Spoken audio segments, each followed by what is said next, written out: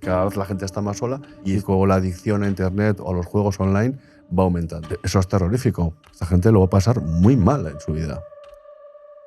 Se ha hecho análisis de resonancia magnética funcional en niños en edad preescolar. Entonces se ve que aquellos niños que tienen una alta exposición a pantallas en comparación con los que tienen una baja, tienen una menor... El desarrollo es distinto. De hecho, a mí cuando me preguntan, bueno, ¿esto cómo lo arreglamos? ¿Cómo lo arreglamos? Eso es una cosa de la que podemos hablar después.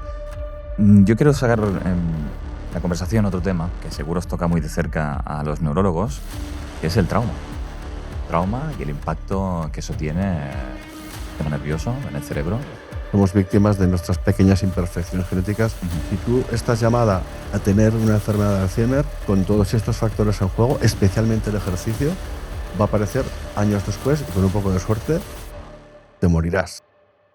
Yo espero que volvamos de alguna manera a lo analógico porque es lo que nos va a salvar. ¿Qué tal, familia? Bienvenidos, bienvenidas a un nuevo podcast de Destellos de Sabiduría. Hoy os traemos ni más ni menos que a un médico neurólogo de mucho prestigio, vicepresidente de la Sociedad Española de Neurología, David Ezpeleta. Un placer tenerte en el estudio. Muchas gracias por la invitación. Por favor. Es un honor. Eres el primer neurólogo que viene a este podcast. Y el último igual. ya veremos cómo. Varios médicos, el primer neurólogo, efectivamente. Depende cómo vaya, ¿vendrán más neurólogos o no? Muy no, bien. pero es un placer porque, bueno, llevamos un ratillo ya un ratillo hablando. Charlando. Y yo pensaba, qué pena que no estuvieran las cámaras encendidas porque ya, bueno, hemos hablado de cosas súper interesantes. Sí. A ver si Correcto. las volvemos a sacar. Sí, empezaremos por bueno, asuntos un poquito más generales también acerca de tu vida y qué te ha hecho, por ejemplo, de tu vida y tu profesión, ¿no? ¿Qué te ha hecho, por ejemplo, dedicarte a la neurología? Queremos una conversación, como decíamos también off the record, que todo el mundo pueda entender. Y quizá podemos empezar un poco por eso, ¿no? ¿Qué es la neurología? ¿Qué es eso, la profesión como neurólogo? ¿Y qué te ha hecho un poco pues, llevar tu vida profesional a esos asuntos? Pues la neurología, la neurología clínica, que es la que hacemos los neurólogos, pues es el estudio del cerebro en la salud y en la enfermedad. Nos dedicamos a Parkinson, esclerosis múltiple, Alzheimer, migraña, ictus y un sinfín de síntomas que parecen neurológicos y que luego no lo son, pero que tenemos que saber diferenciar, porque antes de neurólogos somos médicos. Entonces, bueno, es una especialidad muy bonita, muy compleja, de una complejidad exponencial, es imposible abarcarla. Tienes que ser un médico razonablemente bueno, un neurólogo general razonablemente bueno, y luego te tienes que especializar porque cada subespecialidad de la neurología pues es compleja y atiendes a un grupo específico de personas y si te especializas pues lo vas a hacer mejor. Y además porque todos los médicos tenemos nuestras enfermedades favoritas. Eso siempre se ha dicho ¿Las así. tuyas cuáles son? ¿Sí? Pues a mí siempre yo es que me he movido siempre al revés, un poco a contracorriente. Entonces, pues me decía un amigo, ¿a ti te gustan las enfermedades que desprecian los demás? Pues me gustaba la migraña cuando había muy poca gente que lo hacía. Me gusta esa frontera entre la neurología y la psiquiatría, esos pacientes que están ahí un poco en tierra de nadie, que hay que hacerles caso. Los trastornos neurológicos funcionales, que son esas personas que sin un daño objetivo, una lesión anatómica, pues tienen síntomas, convulsiones, o no se mueven o no ven, y quitando ese pequeño síntoma están sanos. Claro. Porque no hay una cosa que haya detrás, la fibromialgia, todos los trastornos afectivos de los pacientes neurológicos. Es decir, si yo tengo una persona una migraña y una ansiedad, una depresión, yo soy médico, yo creo que también la puedo tratar hasta cierto límite, ¿no? Que tienes que conocer para enviarla a un psicólogo o un psiquiatra. Ese tipo de enfermedades siempre me ha interesado. Has dicho algo interesante, que es que a veces hay enfermedades que inicialmente parece que son neurológicas y al final no lo son. ¿A qué te refieres? Sí, bueno, pues por ejemplo, vamos a ver, me refiero a consecuencias en el sistema nervioso de enfermedades sistémicas. Pues yo qué sé, te viene una persona joven porque tiene quejas de atención o de memoria y terminas diagnosticándole de un síndrome de apnea del sueño grave con 100 apneas a la hora, ¿no? Y de saturaciones del 50. Ese tipo de cosas o piensas un poquito fuera de la caja o se te escapan. Yo suelo decir que una cosa son las enfermedades neurológicas y otra cosa es lo que entra por la puerta de la consulta del neurólogo, que tiene que ver. Entonces tienes que saber discriminar y tienes que saber diagnosticar y si no, derivar bien. O sea, esto de decir, no es mío, no patología neurológica, eso no es de neurólogos buenos. Ese tipo de actitudes yo siempre llamo la atención para que no se hagan y que la persona que tengas delante intentar ayudarle, tenga lo que tenga. Ellos vienen a ti porque creen que les vas a ayudar y resulta pues, que tienen una cosa distinta, pero después pues es que se me duermen las manos y a lo mejor lo que tienen es una artritis reumatoide que te han venido tipo de cosas. Entonces, claro, esto hace que la medicina, muchos pacientes sean complejos de enfocar inicialmente, ¿no? Claro. A mí me surge la pregunta de si efectivamente hay enfermedades que no tengan nada que ver con la neurología, porque al final la neurología es el sistema nervioso central, es el cerebro, y en cierto grado siempre va a estar implicado, ¿no? en algún tipo de enfermedad como las que estás mencionando, ¿eh? Que pueden tener más un origen corporal o biológico, pero que en última instancia también se refleja en el cerebro. Bueno, cualquier enfermedad que se haga crónica o que preocupe al paciente, evidentemente eso lo va a gestionar el cerebro. La misma artrosis de rodilla, por ejemplo, o una fractura de tobillo mal curada, pues no tiene una relación directa con el cerebro. Puede tener complicaciones locales como distrofia simpática refleja, este tipo de cosas, o síndrome de dolor locorregional complejo, que es una complicación neurológica simpática del sistema nervioso autónomo local, etc. Pero lo que quiero decir es que cualquier enfermedad crónica, al final, si es mal llevada o si no está bien tratada, se va a reflejar de alguna manera en el cerebro, pues en forma de una ansiedad o un trastorno del ánimo o atencional o un insomnio, etc. Por eso el cerebro en realidad lo regula todo, ¿no? O sea, quiero decir, siempre está. Y por eso precisamente cogí yo neurología, porque es el órgano más complejo que sepamos que existe en el universo. Me gustaría que nos puedas explicar la relación que hay entre la salud mental y la salud cerebral. Hombre, la salud mental sería una parte de la salud cerebral, asumiendo que todo se gestiona por el cerebro. Pues son cosas distintas tal como las enfocamos. Tenemos especialistas en neurología y especialistas en psiquiatría. Y a mí me gustaría una formación común y luego que cada uno se especializase en una cosa, ¿no? Un tronco de neurociencias sería lo correcto. Pero bueno, como son enfermedades muy distintas, pues está bien que haya especialistas con sensibilidades distintas, ¿no? Entonces, por salud mental entendemos la preservación de las personas de todas aquellas enfermedades que producen una alteración de los afectos, de la conducta, del pensamiento, etc. Pueden ser de las emociones, ¿no? Que son sutiles y que pueden afectar a la vida de las personas. De hecho, son frecuentísimas, ¿no? Una ansiedad, una depresión, una manía, cuadros delirantes, sin otra causa que los justifique, etc. Estas son las enfermedades que afectan a la salud mental. Y una buena salud mental pues es una persona templada, pues que tiene claras las cosas en la vida, independiente y que bueno, es más resistente a tener estos problemas. Y hay formas de mejorar la salud mental, posiblemente las mismas que para mejorar la salud cerebral. Entonces, salud cerebral pues significa todas aquellas medidas que podemos adoptar para tener un cerebro sano a lo largo de la vida. Y eso es posible hasta el final. Como Santiago Ramón y Cajal, que 2 días antes de morir, el 15 de octubre de 1934, seguía escribiendo cartas con sus discípulos, ¿no? Y luego murió 2 días después. Eso es salud cerebral. ¿Y cómo se consigue esa salud cerebral, esa autonomía cerebral durante toda la vida? Pues siguiendo una serie de consejos y unas normas de vida y de higiene pues que son básicas. Entonces, todas en conjunto pues serían practicar ejercicio con regularidad, evitar los factores de riesgo vascular, la hipertensión, el colesterol, el sobrepeso, la diabetes, etc. Dormir las horas que te sean necesarias, ni más ni menos. Estimular tu cerebro con lectura, con escritura, con conversación. socializar con las personas, estar con amigos de carne y hueso, no por WhatsApp, discutir, pelearse, reconciliarse, escribir a mano, este tipo de cosas que forman parte de lo que sería un decálogo de la salud digital, sin olvidarnos una alimentación correcta, baja en alimentos ultraprocesados. Dieta mediterránea ha demostrado sus beneficios a múltiples niveles, y ahora también procurando una buena salud cerebral y mental digital. Eso es una cosa de la que podemos hablar después. Estos factores también redundan en una buena salud mental.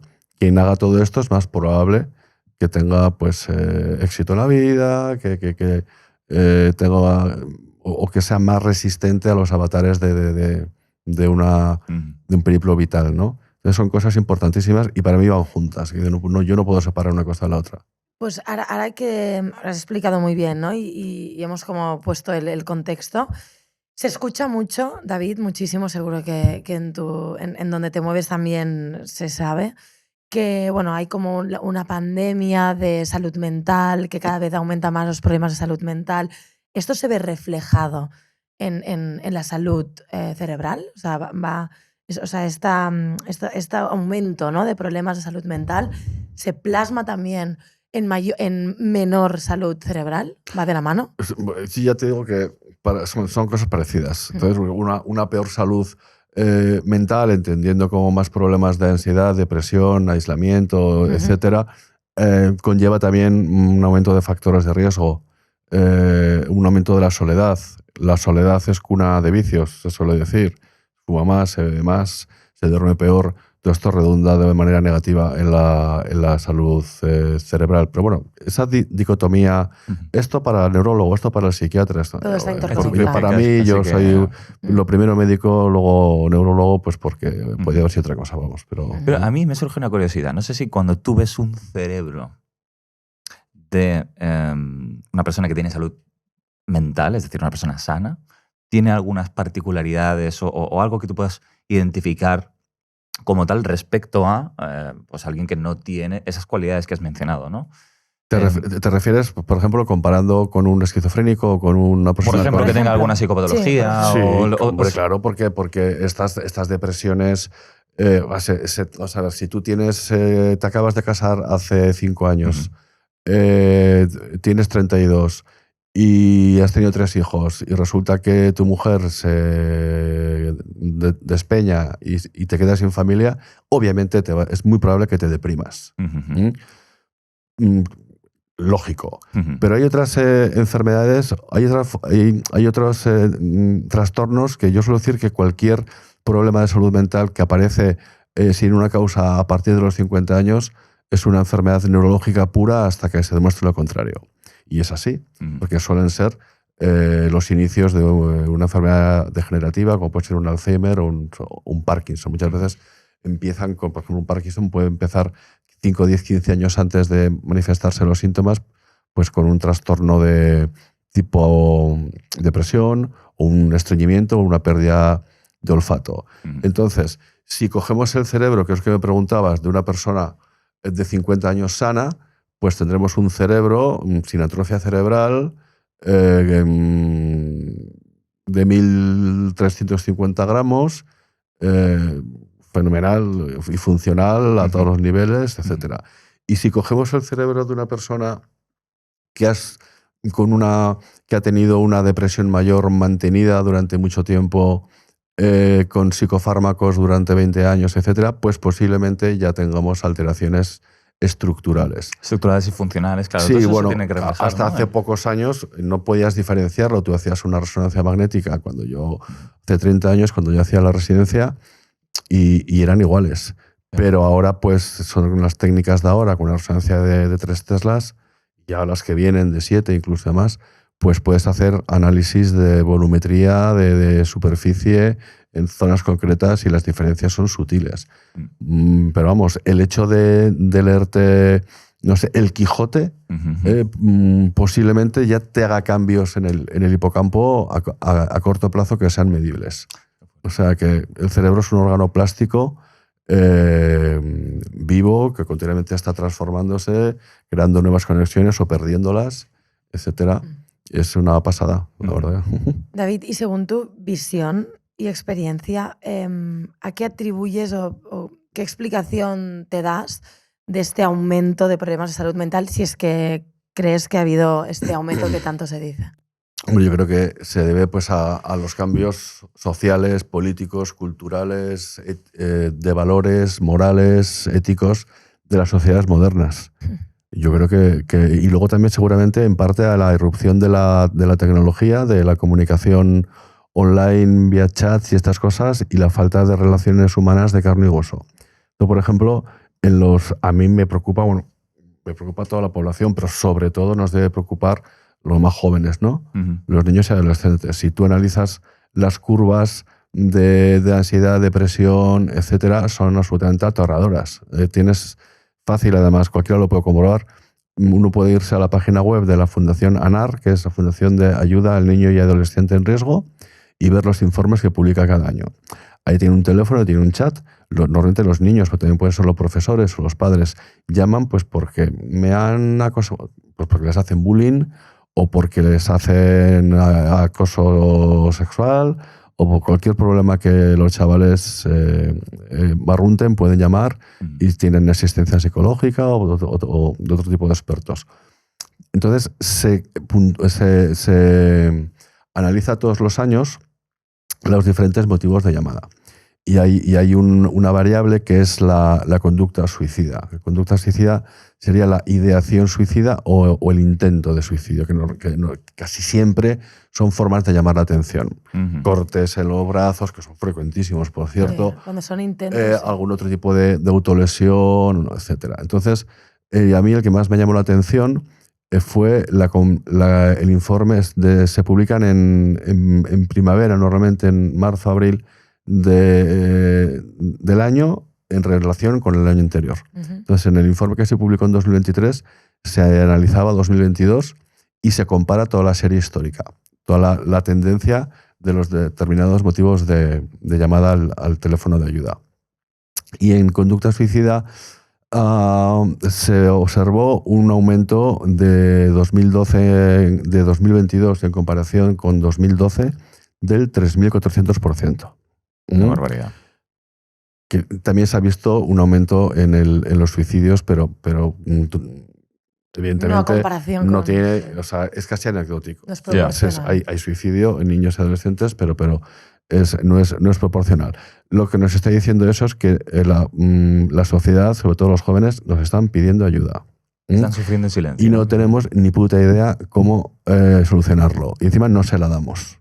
Son unos vagos, son unos tontos, están todo el día con las redes, no son unas víctimas. Están perdidos, sí. Y esos son los abogados, los médicos, los periodistas y los psicólogos del futuro. Y, por supuesto, los enfermos del futuro. Esto es que dices, es verdad que se apuntala mucho a su responsabilidad, ¿no? Generación de cristal, ¿no? Es que son unos débiles y tal. Y no se los ve como víctimas de un sistema que ahora mismo está podrido. Pues bueno, en ese informe de 2023, ANAR dice que el factor catalizador que ellos detectan más importante son los smartphones y las redes sociales. Porque no es una...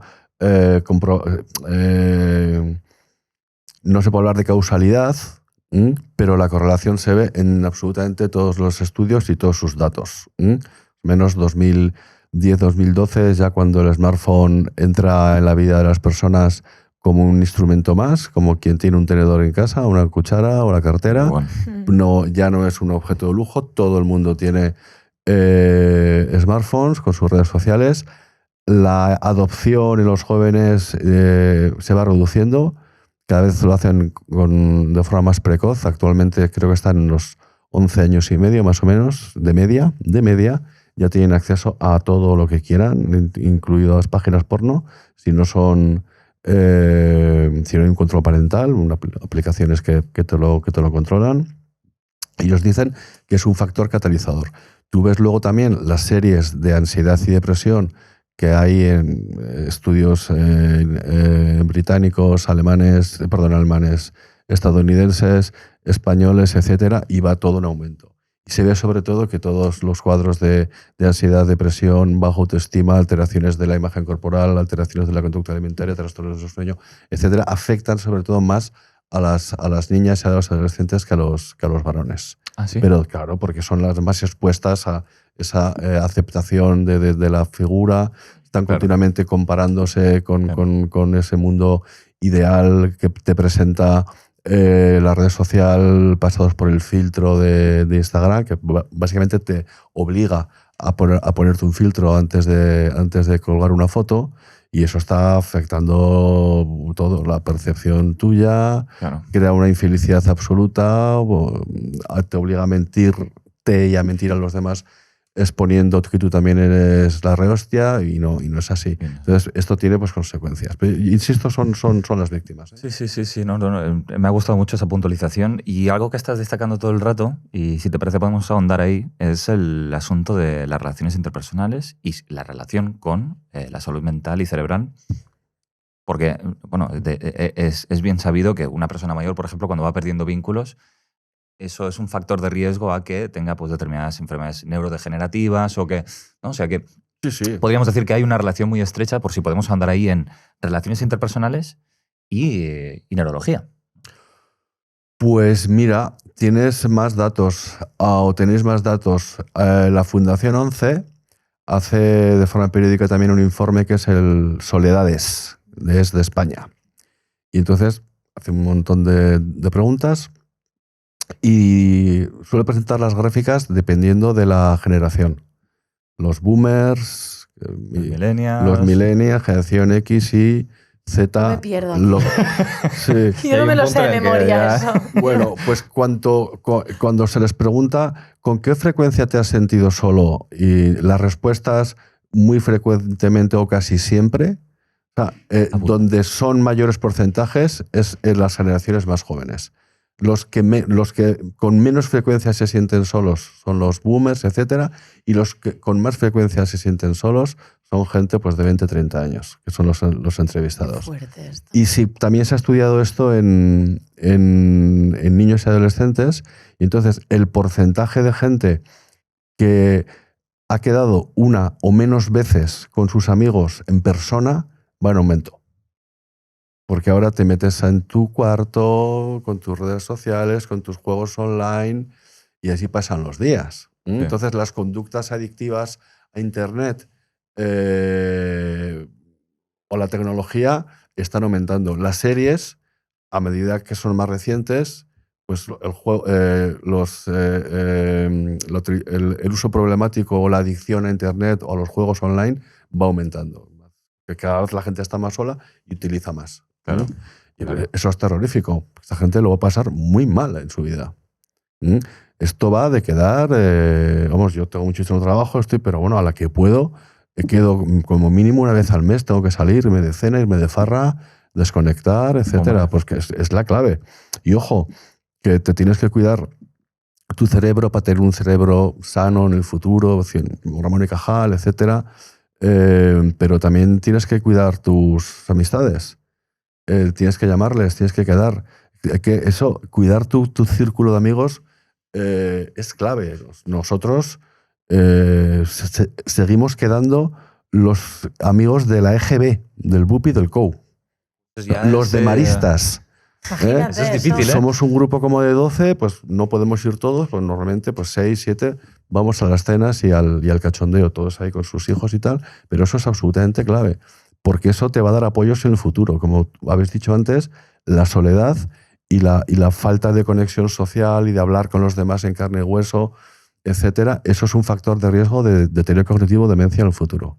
Imagínate que no solo desde la neurología, sino desde la medicina, la psicología, la psiquiatría, o sea, son muchas las disciplinas en el ámbito de la salud que son conocedoras de la importancia, ¿no?, de generar vínculos sanos, ¿no?, y de calidad, no tanto la cantidad, sino la calidad, ¿no?, para nuestra salud. Es decir, no estamos hablando de algo, sería incluso como la alimentación, ¿no?, o hacer deporte, ¿no? Se sabe que los vínculos son súper importantes, pero qué poco se nos enseña, ¿no?, y se nos educa, ¿no?, al final, o qué poco se habla, o no. En general, la población en general no sabe cómo cuidar cosas que quizás son de sentido común, ¿no? Bueno, al menos para mí algunas lo son. Pero luego cuando miras la vida de la gente, cómo actúa, cómo gestiona las relaciones interpersonales, dices, ostras, es que parecemos que no sabemos relacionarnos entre nosotros y ni cuidar, ni nutrir esos vínculos tan... Ahí tienes las aplicaciones de citas. Uno pues ha tenido más o menos éxito en su vida sexual, pero yo salía con mis amigos y ligábamos en las discotecas y en las barras de los bares, y eso era todo un arte. En persona. Ahora casi está prohibido porque te pueden denunciar, en fin, Ahora, no voy a entrar en ese tema. Entonces la gente prefiere darse de alta en Mythic. ¿No? Sí. Un acuerdo de antemano, ¿no? Y un formalismo. Mentirse con fotos y con altura y con no sé qué, y quedar para una primera cita, un date, y para conocerse y, si es posible, acostarse. Eso me parece terrorífico. O sea, eso es un fracaso. Un fracaso. Sí, yo espero que volvamos de alguna manera un poco a lo analógico, porque es lo que nos va a salvar. De hecho, a mí cuando me preguntan, bueno, ¿esto cómo lo arreglamos? Coño, ¿cómo lo arreglamos? Pues leyendo un papel, haciendo deporte, comiendo bien, estando con tus colegas, escribiendo a mano, si es lo que decía Hipócrates hace 25 siglos. Claro. Pero no es una vuelta a la tradicional melancólica, no. Es que es ciencia. O sea, todo esto que he dicho yo, escribir a mano, subrayar, leer en papel, ha demostrado que mejora la comprensión en relación con hacerlo en pantallas. Incluso escribir a mano que en lugar de teclado, ¿no? Sí, a mano, bueno, yo, en fin, que escribir a mano... Es que es curioso, porque hace poco entrevistamos a Antonio Bolinches, que nos decía que sus libros, él los escribe todo a mano, que pasa y luego los pasaban a... Hay varios escritores. Juan Manuel de Prada también creo que lo hace. Pero esto que digo, ya estás en el logo diciendo sandeces. No, aquí hay ensayos clínicos, estoy diciendo, que ha comparado grupos, y entre grupos hay diferencias. La comprensión lectora, todo es mucho mejor si lees en papel y subrayas, por ejemplo, o si luego haces un esquema a mano. Es que me parece curioso, porque que ya habíamos escuchado el hecho de resaltar, ¿no? el lenguaje, la lectura, porque me parece haber leído o escuchado en algún sitio que el desarrollo del neocórtex y del cerebro en general está muy asociado a la adquisición del lenguaje y de la comunicación. ¿Esto es así? Hombre, pero vamos a ver. Un crío, ¿cómo empieza a hablar? Pues empieza con los ñi de sus padres, cuando él empieza a decir esas sílabas así bipalatales o bilabiales, como son bipalatales, tontería que acabo de decir, bilabiales y tal, que son las más fáciles de decir, pues entonces el padre dice cuchi, cuchi, y empiezan, y con esa interacción de la cosquilla, de la caricia, del ver la cara, de ver la sonrisa, las emociones del padre, etcétera, el juego, los colores, los sonidos, es cuando empiezan a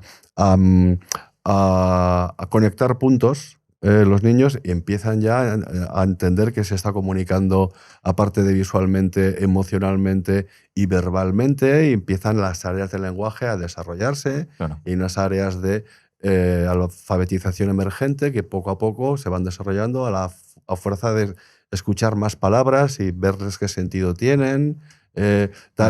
Y por eso se han hecho estudios, por ejemplo, en los que han comparado a niños criados de esa manera frente a niños que se les ha criado con una tablet en la cuna y con Peppa Pig, para que se me entienda claro. Y se ha hecho análisis de resonancia magnética funcional en niños en edad preescolar, en una American Journal of Pediatrics, parece que era de 2020, un estudio muy citado. Entonces se ve que aquellos niños que tienen una baja exposición a pantallas tienen un desarrollo cerebral diferente a aquellos niños que tienen una alta exposición a pantallas. Y aquellos que tienen una alta exposición a pantallas, en comparación con los que tienen una baja, tienen una menor mielinización de los tractos nerviosos relacionados con el lenguaje y bueno, en general, quiero decir, y luego específicamente aquellos en el hemisferio izquierdo relacionados con el lenguaje. O sea que el desarrollo es distinto, y es muy probable que una persona que ha sido entrenada por sus padres de forma analógica, para que se me entiende, ese cerebro llegue a los 8, a los 12, a los 14, a los 40 años en mejor estado que una persona que ha sido dejada de la mano de Dios con un chupete digital horas, sin interacción con tus congéneres o con tus progenitores de carne y hueso sin verles, sin que te toquen, etc. O sea, esto no es blanco y negro, supongo que hay toda la escala, Total. pero los estudios nos están indicando eso. A mí, yo cuando era niño pues me gustaba que me hiciesen la pelota. O sea, me acuerdo perfectamente cuando me duchaban, me secaban, todo era fantástico, claro. Me hablaban. Creo que a todos nos gusta. Somos un montón de primos, yo soy el primero de todos. Entonces yo he sido, bueno, la joyita. Claro. No. Me encanta lo del chupete digital. Me ha encantado esto. Bueno, me encanta, que es preocupante. La expresión. Bueno, pero se ve mucho. Sí, la expresión de chupete digital. Es tremendo. Sí, y cuando vas a restaurantes, ¿no? Bueno, nosotros que tenemos hijos pequeños, claro, la gente se sienta a una mesa y para que los niños no molesten, que dices, bueno, es que vamos a ver, un niño de 2 años, 3, 4, 5, lo normal es que moleste en términos entendidos de que no estará así sentado calladito y no se va a mover, sino que va a querer levantarse de la mesa, se va a aburrir, va a querer que lo atiendas, básicamente, ¿no? Entonces, claro, la gente como pues no quiere encargarse, porque es verdad que por el tipo de sociedad que hemos montado vamos sobresaturados todos, entonces cuando uno come en un restaurante pues quiere estar tranquilo, esto es normal, no es que yo juzgue a los padres, ¿no? Pero bueno, una de las alternativas que se ve mucho es que se usan, pones a pantalla y anulas a tu hijo durante 1 hora y media o lo que sea, ¿no? Entonces, claro, yo, por ejemplo, nosotros decimos, ¿no?, que cuando vamos a un restaurante, las mesas de al lado se van pronto. Porque, claro, es verdad, no ponemos pantallas, pero, claro, en contraparte es un estrés. O sea, yo me levanto 10 veces mientras estoy comiendo, porque, claro, mi hijo se levanta, se va aquí, se le cae no sé qué, juegan, pintan, no sé qué, lo que sea, ¿no? Entonces, bueno, ¿es un esfuerzo? Sí, claro que lo es. Pero al final es lo que dices tú, ¿no? ¿A qué estamos jugando, no? Si eres padre, pues hay eso lo veo clarísimo. Sí. Esto no se trata de prohibir, etcétera. Yo la tecnología, yo soy responsable del área de neurotecnología e inteligencia artificial en la Sociedad Española de Neurología, que me interesa. Y yo me programaba mis juegos en BASIC con 14 años. Pues yo he sido muy geek. Todavía tengo en casa chismes muy curiosos todavía. Me compro tecnología, o sea. Pero esto no es prohibirlo, sino que es una cosa pues, que ha llegado a nuestro mundo, tenemos que adoptarla y que no que nos adopte ella, utilizarla con mesura, explicar los riesgos, buscar las ventajas, dominarla y que no nos domine, etcétera, ¿no? Es como decías tú vas a cualquier restaurante y te encuentras parejas, los dos con el móvil. Y digo, vaya mierda de parejas, dices, ¿no? Está por nosotros. Claro, dices, miraros a los ojos y hablar de lo que sea, da igual, pues, para hablar. Pues anda que no hay temas para hablar. Sí. ¿Verdad? Sí, bueno, y se vincula con el tema de la soledad que hablábamos antes. A mí me has hecho pensar, me has hecho reflexionar acerca de cuando hablas de las interacciones del bebé y los padres, ¿no? Esas primeras palabras, vocablos, cómo... Claro, eso te hace pensar que el lenguaje está intrínseco en cualquier experiencia emocional, ¿no? O sea, forma como una parte estructural y te ayuda efectivamente a construir esa experiencia emocional. Casi que, y quizás suena especulativo, pero te lo quiero preguntar, ¿no? Si efectivamente hay una pérdida de esa comunicación y esa lingüística, ¿la gente siente menos o es menos consciente de lo que siente? Hombre, lo puedes expresar peor. O sea, tú necesitas palabras incluso para definir lo inefable. Unas emociones, ¿qué me pasa? ¿Qué me está pasando? ¿No? Claro. Hay más incomprensión acerca de uno mismo. Claro, te conoces menos y se sufre más. Entonces, el lenguaje es el logro más importante, ¿no?, que tenemos como raza humana. La posibilidad de comunicarnos, de crear, de pensar, de abstraer todo esto, ¿no? Claro, hay que tener una relación, ¿no? El hecho de que haya menos vínculo social y por lo tanto pones menos en práctica esa lingüística, te comunicas menos, eso incurre luego a que tú también te comprendes menos y no sabes expresar. Te comprendes menos, te expresas menos y te haces comprender menos, lees menos, sabes menos y, en fin, eso no es bueno bajo ningún concepto. Se está viendo, por ejemplo, vuelvo otra vez a los jóvenes que son víctimas y no responsables, insisto, pues se está viendo que su comprensión lectora, merced a los cambios culturales y al excesivo tiempo con pantallas, etcétera, pues es menor, entienden peor las ironías complejas, un sarcasmo lo entiende cualquiera, pero una ironía es otra cosa, la gente no sabe diferenciar. Entienden peor y construyen peor frases subordinadas, por ejemplo, utilizan un léxico mucho más, con menos palabras. Y luego el rendimiento académico que tienen pues también cae, tanto en comprensión lectora como en solución de problemas matemáticos o entender cuestiones de ciencia y tal. Te lo estoy informando. El informe PISA del 2022, creo que era el último, te compara varios países, 80 países de la OCDE, etcétera, pues se está viendo que están cayendo muchos países y España está en la media por debajo. Entonces, bueno, todo esto son consecuencias de esa dificultad creciente para comunicarse, ¿no? ¿Y cómo se arregla esto? Pues leyendo libros gordos, libros en papel, ciencia ficción, ensayo, poesía, o sea, de una manera diversificada. Y es que no queda otra. En papel o lo que quieras, quiero decir, pero lee. Lee porque eso te va a salvar, te va a hacer conocerte a ti mismo. El Noscete Ipsum, que está en Madrid, en Atocha, tú vas al Museo Antropológico, te lo pones arriba. Noscete Ipsum, conócete a ti mismo.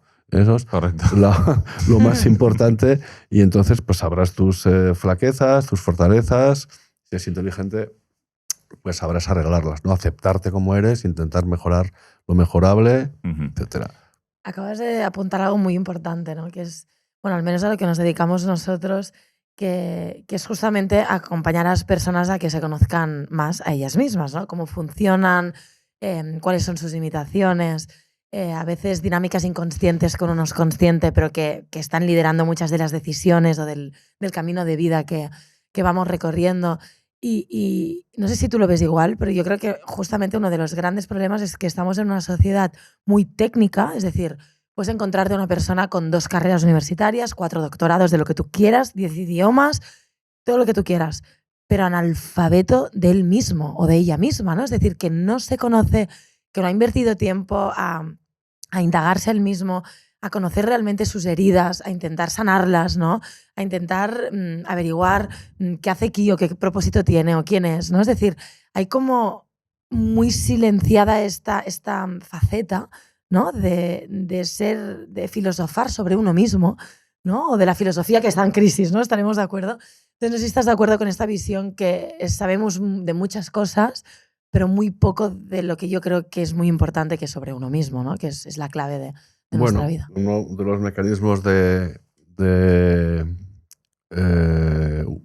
uno de los sesgos cognitivos o de los mecanismos de defensa que tenemos es la negación, ¿no? Entonces, bueno,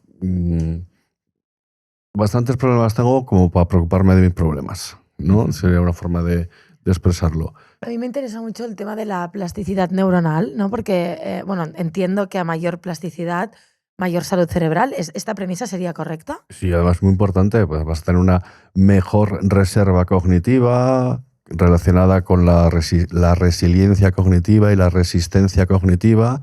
Y si estás llamado a tener una enfermedad de Alzheimer, por ejemplo, esa mayor plasticidad que tú construyas durante tu vida hará que ese momento en el que empieza el deterioro o cuando empieces con demencia se retrase 5, 10, incluso 15 años o te mueras sin tener la enfermedad. O sea, que la plasticidad cerebral es clave. O sea, podríamos decir con el planteamiento, entiendo, multifactorial, ¿no? Si tú genéticamente tienes probabilidades, ¿no? de expresar o desarrollar, pues yo qué sé, por ejemplo, la demencia, si a nivel del ambiente, ¿no? Cuando ya entramos en interacciones de diferentes factores, haces, por ejemplo, pues un ambiente donde tú trabajes esa plasticidad neuronal, eso sería como un factor protector, podríamos decir, ¿no? Claro, porque estás haciendo más conexión.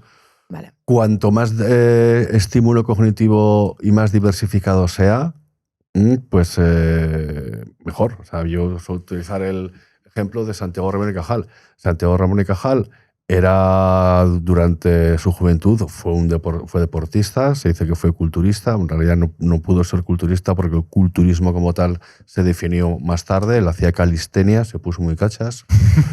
Cuerpo y mente a tope. Hay fotos brutales en internet, de hecho hay una foto que pone que es suya y es de un forzudo de la época distinto, Secundino Hacha, no tiene nada que ver con Cajal, o sea, hasta allá hay fakes, etcétera.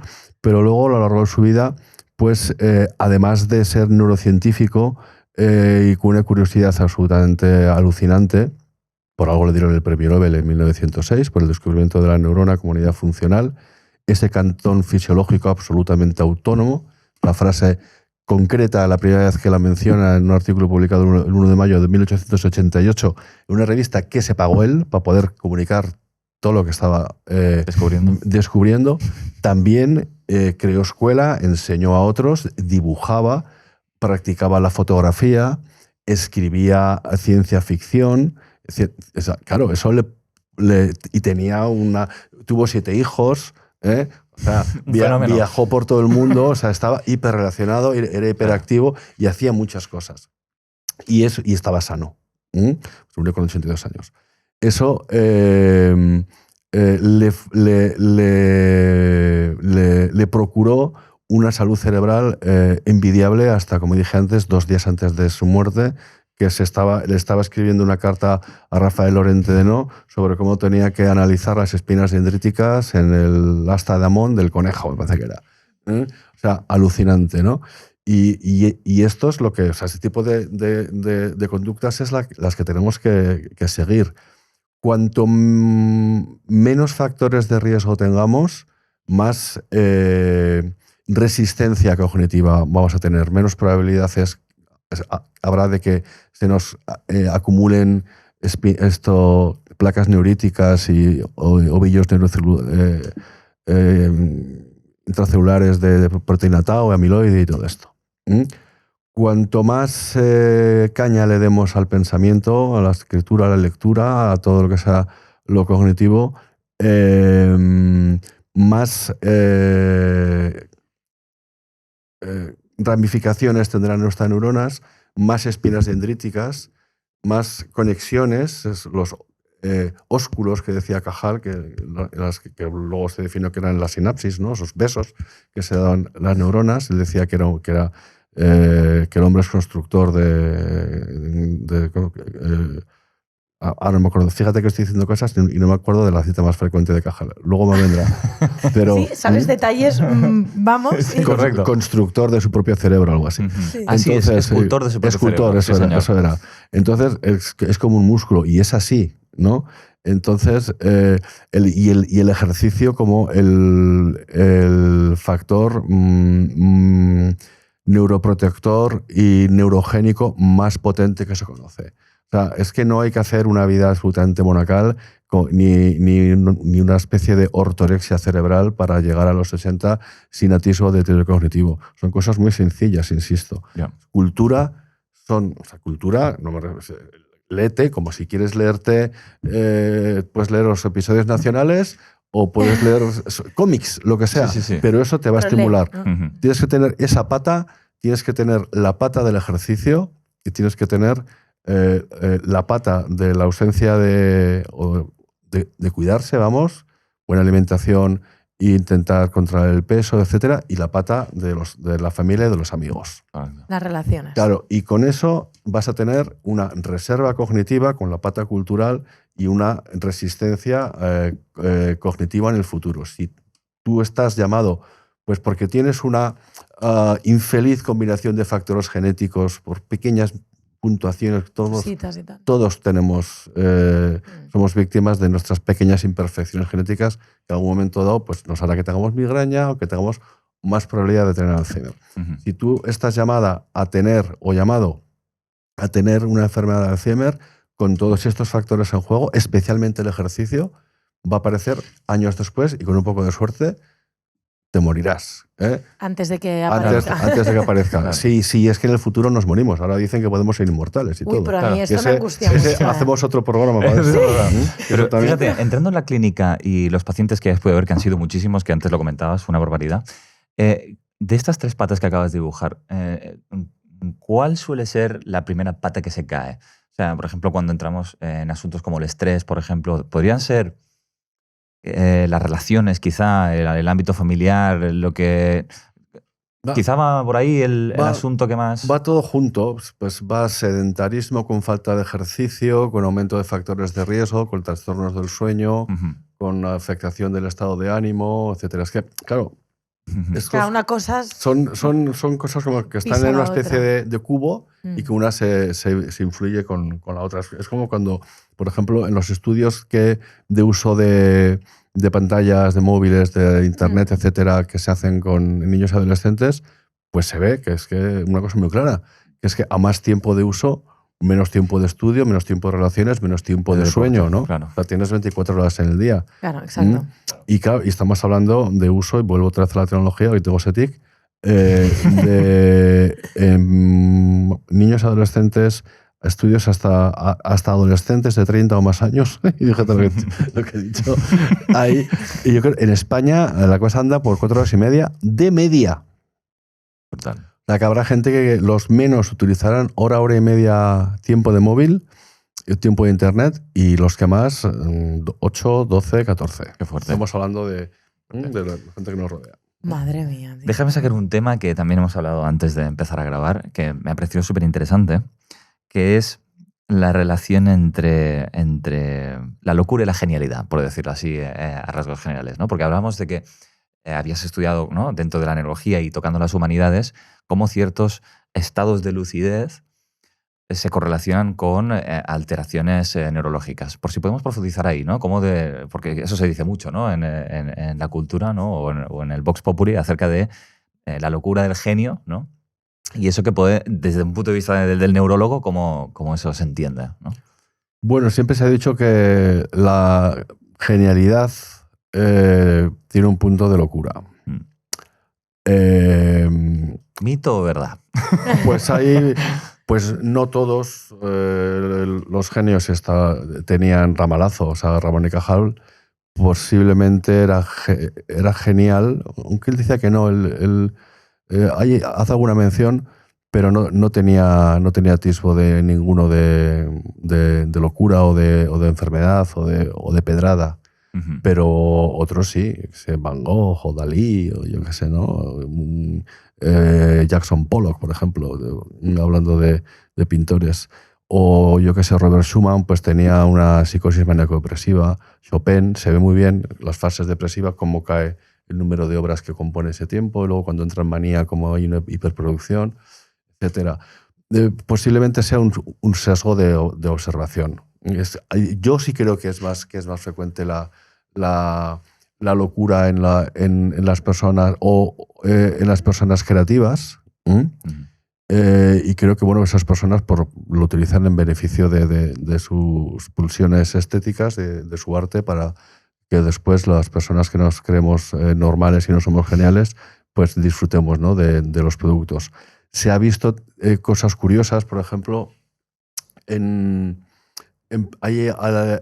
raro, esto es excepcional, pero en algunos pacientes con demencias se ha visto cómo a medida que avanza la demencia se potencian pulsiones pictóricas, por ejemplo, de esa persona, incluso la emergencia de nuevas artes, como puede ser la música.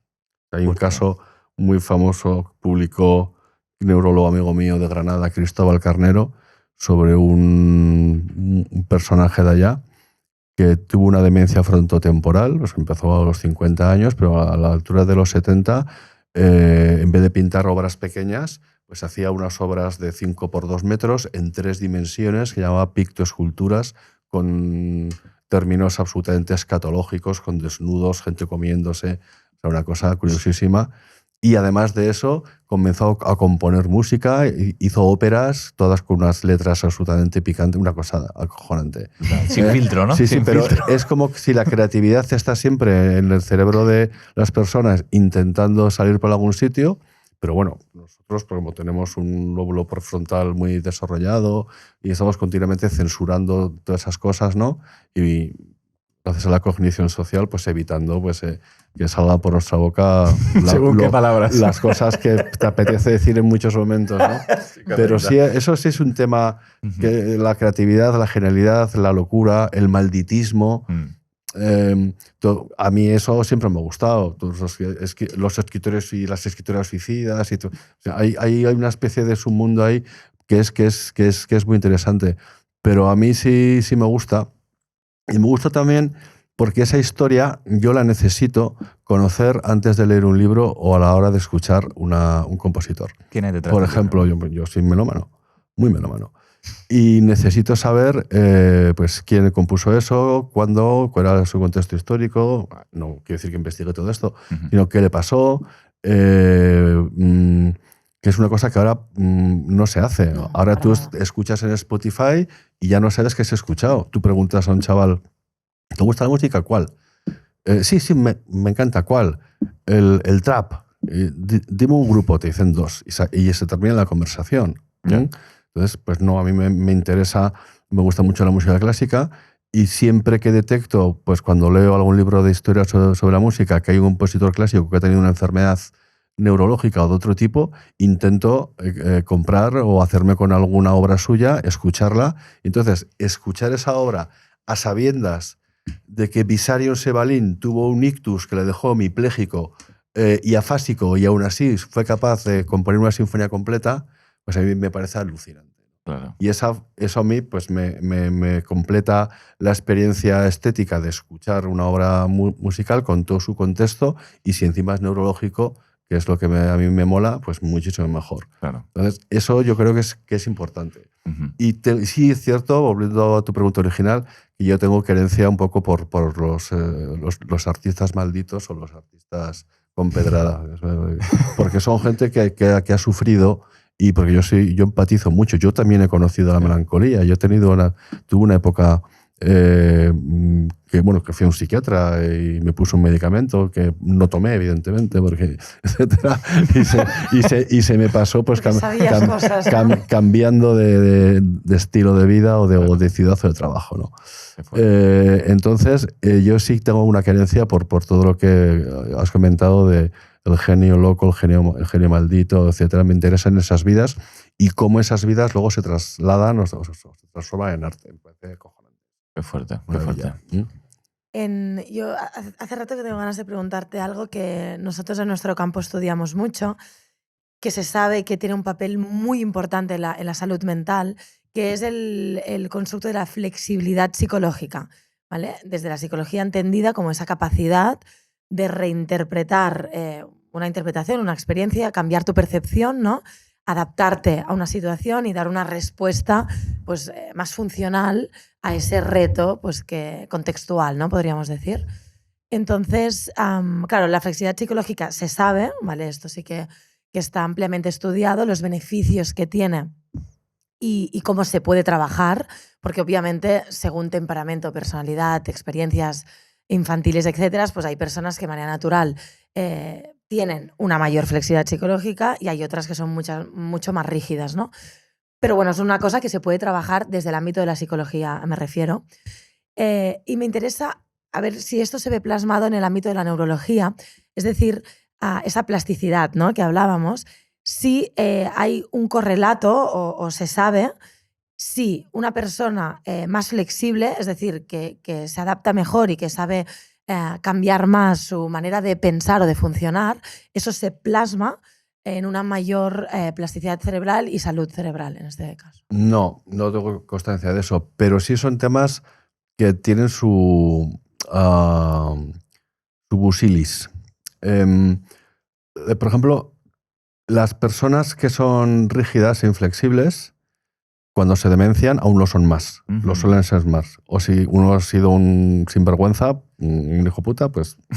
Saca lo peor todavía de más. Pues esto no es, sombra, no es absoluto, pero es curioso, es lo así. has observado, ¿no? Y luego también cuando cuando se hace un estudio neuropsicológico en pacientes pues, que consultan por quejas de memoria o están desarrollando una demencia, sí se puede ver una inflexibilidad cognitiva como síntoma mesurable. O sea que eso sí es una cosa que es así. Bueno, el lóbulo frontal, eso que le llaman funciones ejecutivas, que no sabemos muy bien lo que es, etcétera, pues que es el que nos monitoriza, nos ordena, nos secuencia las órdenes, los movimientos, el pensamiento, etcétera. Pues cuando falla, pues puede hacerlo de formas sutiles, como puede ser pues eso, una inflexibilidad cognitiva, un aumento de la rigidez mental, etcétera. Qué fuerte. Pero desde luego eso es una cosa muy importante a trabajar. O sea, hay que tener... Hay que ser flexible. Es decir, tú nunca vas a tener la razón. Es que se sufre mucho teniendo siempre la razón. Ujú. Entonces tienes que escuchar a los demás. Y ahora no nos escuchamos. Parece que yo estoy disfrutando porque me preguntáis, os cuento y estamos en un toma y daca. Ujú. Pero muchas veces estás en una cena y la gente está hablando y tú estás preparando tu siguiente chorrada sin escuchar absolutamente lo que el otro está diciendo, ¿no? Entonces hay que ponerse más en el lugar de los demás, hay que empatizar más. Empatizar es eso, es ponerte en el lugar del otro, ¿no? Y yo creo que es clave lo que has dicho, o sea, esa flexibilidad, sí, sí. Me parece, o sea, fíjate, ¿no? Porque estamos apuntalando la flexibilidad, la rigidez, ¿no? Como atributos que se podrían asociar a determinados perfiles psicológicos o perfiles de personalidad.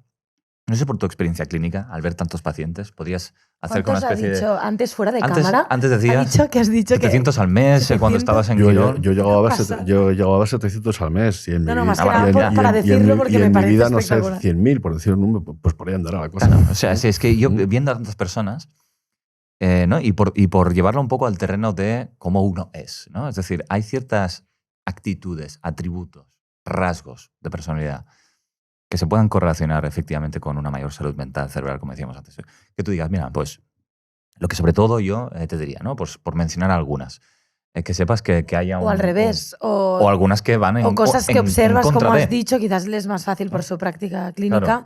de decir, ostras, me he dado cuenta que, me lo voy a inventar ahora, que la gente que normalmente presenta esta enfermedad neurológica, ¿no? Este tipo de demencia, lo que sea, ostras, coincide o es un patrón que veo, este factor en común. Que son de esta manera. Yo qué sé, o que les pasa esto, ¿sabes? Algo No es común. una cosa que Antes de seguir, quiero comunicaros que desde Enric Corbera Institute enseñamos un método que ha revolucionado el mundo, la salud emocional. La bineuromoción acompaña a las personas a desarrollar la autoconciencia y a liberarse de los patrones inconscientes que limitan su libertad emocional y afectan a su salud. Si quieres aprender este método y aplicarlo tanto a nivel personal como a nivel profesional, te dejamos el link en la descripción. Muchísimas gracias. que, bueno, no es una cosa que yo sepa, o que estudiemos en neurología. Es decir, las personalidades tipo A, o las anancásticas, o las, yo qué sé, no, es que ni me las sé. Vale. Eso no lo tenemos atribuido a una enfermedad, pero sí somos sensibles a que, por ejemplo, la ansiedad es más frecuente en pacientes con migraña, que una depresión puede ser el inicio de una enfermedad neurodegenerativa, que la gran mayoría de los pacientes con esclerosis múltiple al comienzo o a lo largo de la enfermedad desarrollan algún trastorno del ánimo. O sea, ese tipo de cosas hay que ser muy sensible. O sea, es un poco al revés de lo que me has preguntado, pero sí es una cosa que los médicos no podemos olvidar. Y luego, si tú eres neurólogo y eres médico y si tienes un paciente neurológico tuyo que con una enfermedad neurológica grave o crónica, si quieres, tú también debes de saber manejar ese tipo de enfermos, ¿no? No, esto que te lo lleve el de cabecera y esto que te lo lleve tu psiquiatra.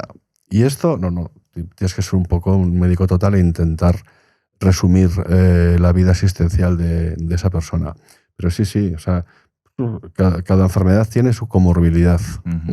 Pero básicamente nos manejamos. O sea, si un neurólogo es capaz de saber manejar bien la ansiedad, la depresión, hasta cierto punto, lógicamente, depresiones psicóticas, y la ideación suicida, yo cuando algo no sé, entonces sí derivo. Los trastornos del sueño y luego los trastornos conductuales, psicoconductuales que aparecen en las personas con demencia. Tú no puedes enviar a una persona con un Alzheimer o una demencia frontotemporal de 75 años con unos trastornos conductuales en casa, que se levanta, que riñe, eso no lo puedes enviar a un psiquiatra. Mi abuela. Eso no tiene sentido enviarlo a un psiquiatra. ¿Para qué le pongo un neuroléptico? Para eso se lo pongo yo. Pero esos son un poco los perfiles psicopatológicos, las comorbilidades que vemos en las enfermedades neurológicas. Prácticamente en todas hay que investigar eso, investigar la enfermedad, hay que investigar las comorbilidades, todas los coros de la enfermedad y, por supuesto, la persona y el entorno social, laboral, personal. Claro. La consulta de neurología bien hecha te lleva mínimo 1 hora. Bien hecha. Total. Yo te diagnostico en 5 minutos, no tardo más, a veces menos. Claro. Pero para diagnosticar la persona, aparte de la enfermedad, necesito 1 hora mínimo. Por supuesto. Yo quiero sacar en la conversación otro tema que seguro os toca muy de cerca a los neurólogos, que es el trauma. Trauma y el impacto que eso tiene en el sistema nervioso, en el cerebro. Nosotros, por nuestro trabajo, pues hablamos con muchísimas personas que efectivamente han tenido experiencias traumáticas, ¿no? Primeros años de vida, diferentes asuntos, desde abusos, accidentes, en fin, un montón de cosas, ¿no? Pero sí que me gustaría que ahondáramos en ese asunto, en el asunto de cómo las experiencias traumáticas efectivamente impactan en nuestra salud mental, cerebral, como decíamos antes, y cómo eso se puede contemplar, ¿no? Es decir, cómo, desde tu experiencia, cómo se vincula una cosa con la otra. Pues mira, aquí sí tengo respuesta. Bueno, tienes muchas respuestas. Tienes muchas, ¿Cuál es mi cámara? ¿Es esa de ahí? Bueno, yo he venido aquí a hablar de inteligencia artificial. Y les dije, a mí no me pongáis guión, no quiero saber ninguna pregunta. Y por eso estamos hablando de otra cosa. Claro, exacto. La vida son sorpresas. Ahora hablaremos de inteligencia. Pero a mí me da igual, ya ves que yo me divierto más así con las sorpresas, sin guión.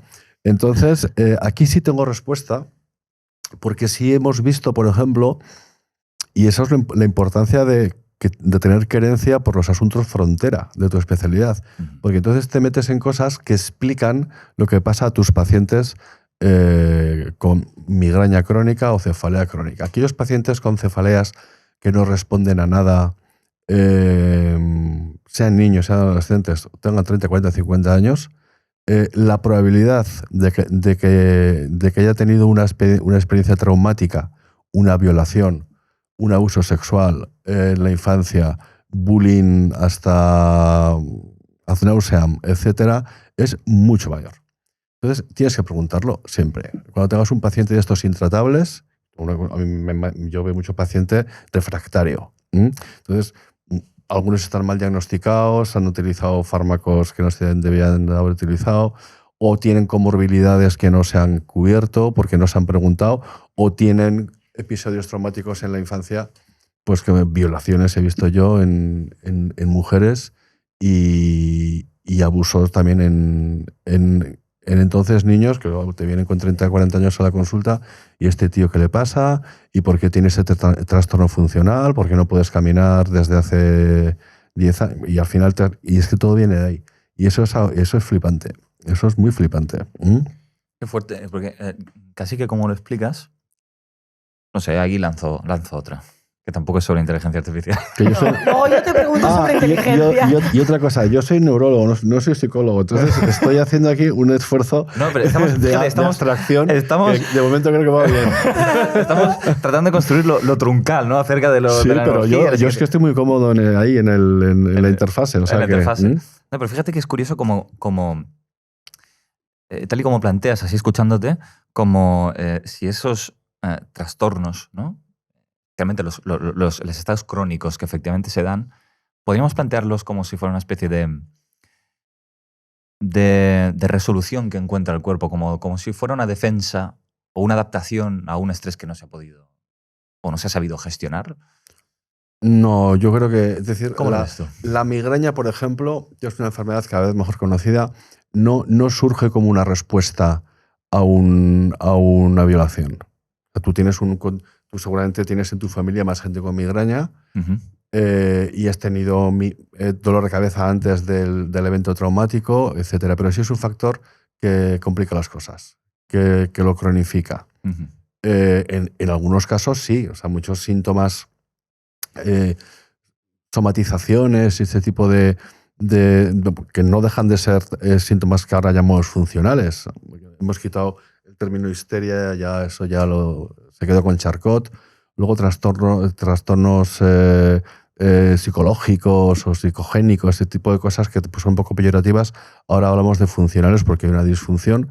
Eso sí estamos viendo como expresión de de eventos traumáticos. De hecho, es más frecuente. Ujú. Pacientes con síntomas funcionales es más frecuente que hayan tenido eventos traumáticos. Lo que pasa es que luego enferman y empeoran y se hacen crónicos porque están mal diagnosticados, un exceso de pruebas, tratamientos inútiles, Ya. un mal enfoque. Les han dicho que tú no tienes nada, pero si no puedo, si tengo un temblor, ¿cómo que no tengo nada? ¿Sabes? Que Claro. Se ha hecho todo al revés, ¿no? Claro. Y ahora pues se ve que en grupos de trabajo multidisciplinares, que en España hay 2 o 3 muy buenos, están consiguiendo reconducir este tipo de pacientes. Sí, la respuesta es: un evento traumático puede producirte cuadros de expresión neurológica tremendamente graves, con bajas laborales, etcétera, y sufrimiento, y marcar a esa persona para toda su vida.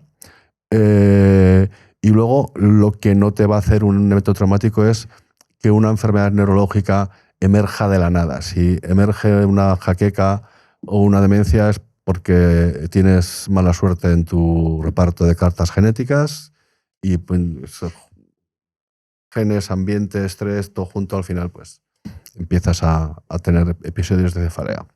Ahora, David, que hablabas de esto, ¿no? De que se hacen tratamientos a veces inadecuados o se medica con fármacos que quizás no son los más pues eso, adecuados para lo que pasa.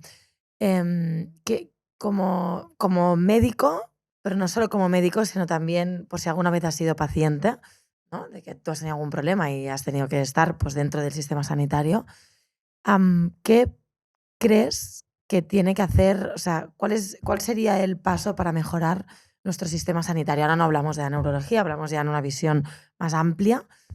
¿Qué crees que nuestro sistema sanitario tendría que mejorar, ¿no? Para acompañar mejor a las personas? Mejorar 1000 cosas, pero en todos los ámbitos, ¿eh? Yo hablo de público-privado, esa diferenciación a mí me parece una gilipollez. Entonces, Me encanta. es que es verdad. Entonces, los pacientes, por supuesto que yo he sido paciente. A mí me han operado, me han hecho anestesias metiéndome una aguja del carajo por la espalda, me han metido tubos, me han metido dedos, me han hecho resonancias, me han roto venas, me han anestesiado, me han vuelto a despertar, etc. Y está muy bien ser un médico que ha sufrido eso, porque entonces ves un poco, pues, ves médicos bordes, ves médicos con prisa, ves estudiantes asustados, o sea, ves muchas cosas, ¿no? Entonces, pues, ¿qué hace falta para esa tontería que dicen humanizar? Estas palabras que llenan las bocas de los gerentes y de los charlatanes se me ponen de un café. Esto no va de humanizar, esto va de dedicar tiempo a las personas. De que no puedes estar 6 meses, 9 meses para que te vea un especialista. Y sobre todo en salud mental. Psicólogo, un psiquiatra, lo que sea. Y vuelvo hasta dentro de un año. Totalmente ridículo, es absurdo. Es tratar bien a los profesionales. Es tener en cuenta que tenemos delante a una persona que nos está pidiendo ayuda, no a un enemigo. Claro, un médico, cuando llevaba 25 pacientes vistos, ya no son pacientes, son casi enemigos, ¿no? Claro, entonces se necesita pues disminuir un poco esa carga de trabajo o distribuirla mejor a lo largo de la semana. Habría que hacer una reconversión brutal en los sistemas, sobre todo públicos, eliminar bolsas de ineficiencia, dotar a los servicios de las personas adecuadas, pagar mejor a los profesionales. No tiene sentido que mi mecánico de Mercedes gane más que yo, porque me entiendas. Sí. Claro, Sí. Sí.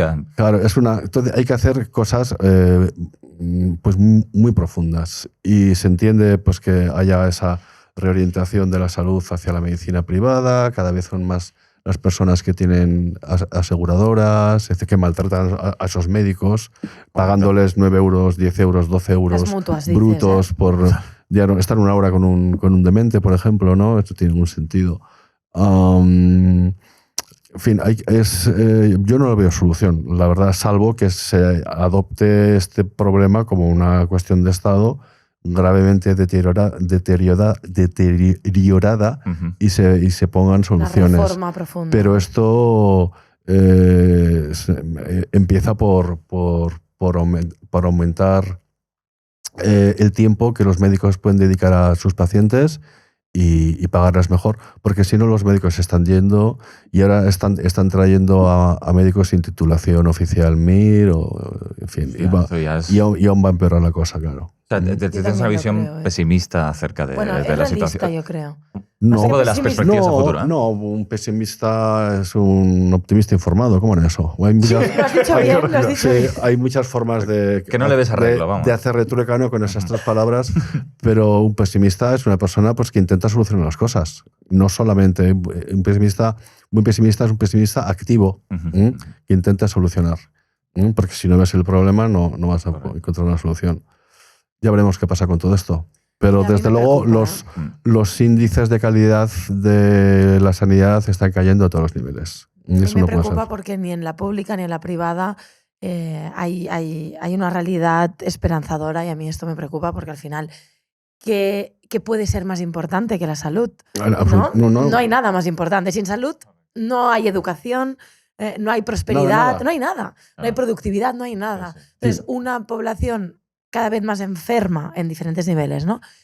Y con un sistema sanitario cada vez, creo yo, menos eficiente, no por culpa ni de los doctores ni nada, pero obviamente por múltiples variables y realidades, es una situación muy compleja. A mí no me gusta culpar ni al doctor, ni a la enfermera, ni al gerente, porque pienso que son muchos factores que juntos son la tormenta perfecta para crear un desastre sistema, ¿no? Entonces, pero al final quien lo sufre pues es el que está ahí, que se encuentra mal y que necesitaría muchas cosas que no las tiene, ¿no? Entonces, a mí esto me preocupa porque obviamente es un tema de recursos, un tema, y que estoy de acuerdo contigo, que pasa por reformar, que tiene que ser un tema de Estado, ¿no? Que el Estado y los gobiernos correspondientes entiendan que hay que hacer una reforma de muchas cosas en el ámbito sanitario, que para mí es la clave de un país, o sea, es lo más importante. Pero me da la sensación también que estamos muy lejos de esta realidad. O sea, yo creo que estamos muy lejos de que se pongan remedios y que queramos mejorar esto. Por lo tanto, bueno, a mí me preocupa. Me preocupa bastante.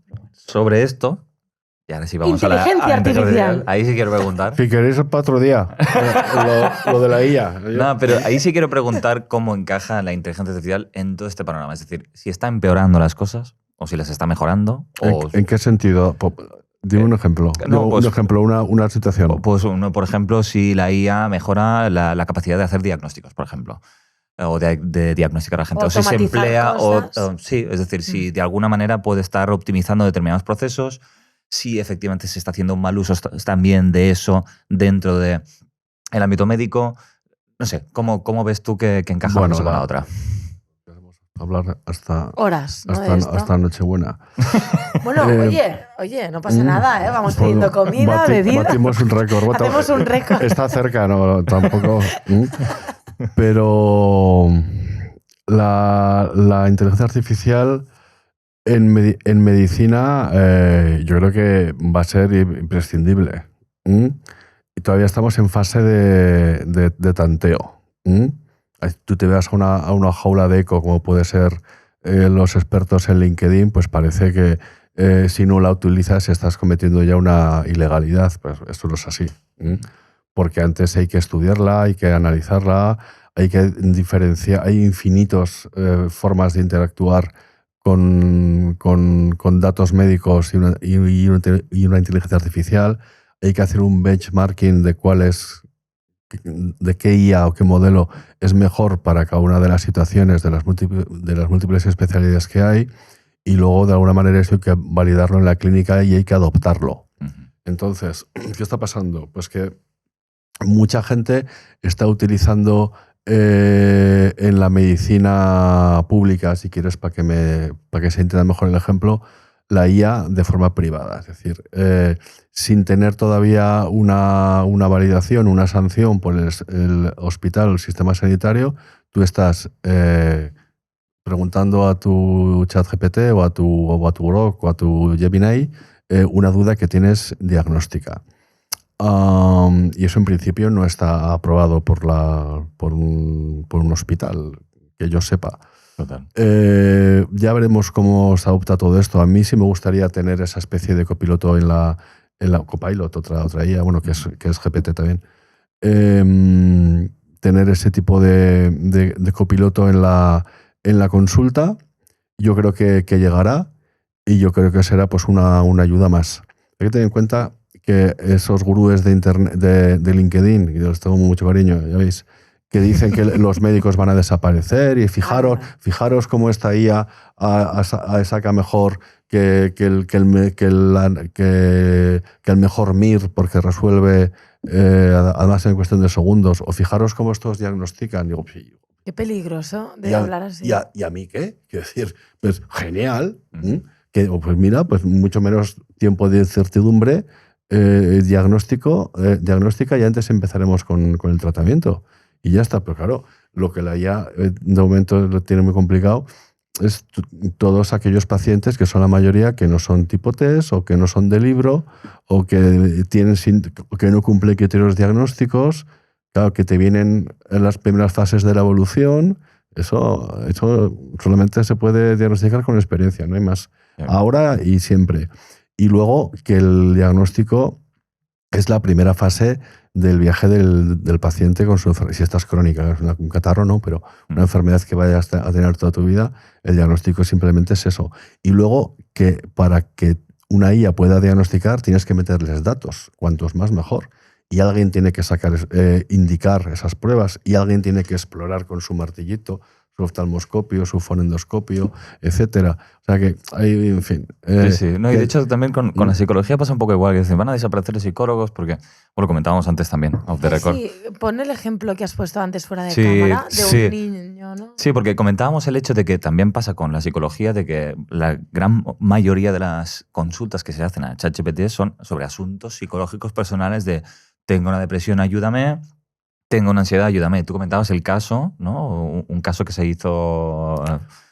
Pues sí, bueno, se ha hecho famoso pues porque es ChatGPT, la OpenAI y la empresa, y porque los padres han denunciado pues porque su hijo pues se suicidó con ayuda de ChatGPT. O sea, perdón, a ver si he entendido bien. O sea, ChatGPT le indicó cómo suicidarse, ¿es eso? No exactamente. Es que no conozco el caso, por eso pregunto. Pues era un chaval, 15, 16 años, 17, no me acuerdo. Sí, era menor seguro, que debía tener un trastorno depresivo. Vale. Eso va a empezar. Y entonces empezó a interactuar con ChatGPT, supongo que por las fechas, fue finales del 24, comienzos del 25, cuando pasó todo, sería la versión 4.0 de GPT. Empezó a pedir ayuda para tareas escolares y luego empezó ya a hacerle preguntas más personales y sustituyó a sus padres por el ChatGPT, que no le hacían caso, etcétera. Y empezó a expresar su melancolía, sus problemas, etcétera. Llegó a hacerse... En varios momentos ChatGPT detecta que tiene un problema y le sugiere que pida ayuda a un profesional o que llame a este teléfono, porque eso están programados para eso. También en Meta, en Facebook ya han puesto este tipo de cosas. Y en un momento dado, el chaval empieza a interesarse por métodos de suicidio. El chaval hace caso omiso a las sugerencias. Sí, tenemos una información muy fragmentada porque es lo que han publicado la semana pasada. Tres periódicos. Salió en el New York Times, un Washington Post, uno de estos, que es una noticia extensa, pero simplemente con frases sueltas o descontextualizadas por parte de la periodista. Entonces, se empieza a interesar por algún método de suicidio. Le dice que el ChatGPT le debe decir que el que no puede hablar sobre, o sea, que pida ayuda y tal, que no quiere seguir sobre ese tema, y le engaña. Le dice que no, hombre, que esto es para un trabajo que estoy haciendo en clase. Hace una especie de mini hacking. Y consigue entonces pues que les explique pues cómo funciona una cuerda, algo así, y se intenta ahorcar desde encajándola en un armario y tal. Se hace una marca en el cuello como forma de llamar la atención. Una persona con un intento de suicidio siempre está pidiendo ayuda. Sí. Se mosquea porque su madre no se da cuenta que tiene una marca en el cuello y no le hace ni puñetero caso. Se lo cuenta a ChatGPT y al final las últimas frases digamos que culpan a ChatGPT, pero bueno, ese chico... es el último que hay que ocupar, al propio... En fin, yo creo que hay más problemas que una inteligencia artificial, ¿no? Por supuesto. Y también tendrías que culpar también pues, a las lecturas de las personas que se suicidan o sus compañías o la música melancólica que escuchan. Factores catalizadores hay varios. Total. Pero bueno, ya hay... sí es cierto que dices tú que la gente empieza a utilizar GPTs o IAs para contarle su vida en vez de contárselo a un familiar, A un amigo, a un hermano, a un amigo o a un profesional. Y eso no está bien. Y luego, pues en vuestro ámbito, pues se está utilizando, ya creo que hay algún psicología con inteligencia artificial puramente virtual, con un avatar que responde a las cuestiones que se planean, o sea, que el usuario, con el problema que sea, les plantea. Yo creo que es súper peligroso, súper, porque este ejemplo, ¿no? Esto tú a un terapeuta, a un psicólogo, a un profesional, tú le dices, no, hombre, no, que lo de la cuerda es para un trabajo que tengo en la clase, ¿no? En todo el contexto... y sabe... Chico, que no, claro, ¿me bueno, entiendes? pues, Pero claro, ChatGPT al final, esta intuición, esa conexión emocional, ¿no? Ese leer el contexto, ¿no? Ese pensamiento crítico, yo creo que, no sé, en un futuro, no tengo ni idea, pero yo creo que ahora está muy lejos de esto, ¿no? Entonces es muy peligroso porque cuando se trabaja con una persona, yo creo que este factor, ¿no? de conectar, ¿no? Y de interpretar y de indagar, intentar buscar dónde está el desequilibrio de la persona, yo creo que una inteligencia artificial puede hacer cosas muy erróneas, igual que una persona, solo faltaría. Pero yo creo que es jugársela mucho ir a un, pues eso, ¿no? Igual que creo que la IA jamás puede sustituir a un médico, sí puede, como has dicho tú muy bien, ser un buen copiloto, ayudar, ¿no? Y facilitar procesos o análisis o datos, ¿no? Pero ya está. Pues ya os digo yo que si no han sacado un avatar de IA que tú lo ves en pantalla y es perfectamente, te crees que es de carne y hueso porque el realismo ya es alucinante lo que se puede hacer. Si no lo han sacado, lo sacarán. Y habrá empresas sobre esto. Psicología y Seguro. en otras, pero seguro. Eso dadlo por seguro. Y yo creo que eso es muy peligroso. Pero bueno, allá cada cual. Claro, pero estamos yendo un poco a lo que decíamos antes, ¿no? Sustituir la tecnología por la relación.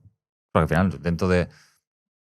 Eso es un elemento que en psicología, en psicoterapia se sabe y en medicina igual, que lo que es la alianza terapéutica, o sea, el vínculo con el profesional es gran parte de lo que es el proceso resolutivo. Sí, pero, o sea, si pero esto va a cambiar. O sea, yo ahora, por ejemplo, pues tengo que ir a verme las gafas, porque tenía unas progresivas, se me rompieron, no tenía seguro y ahora estaba andando con estas lupas de farmacia de 15 euros y tal. Pero claro, tengo que pedir cita.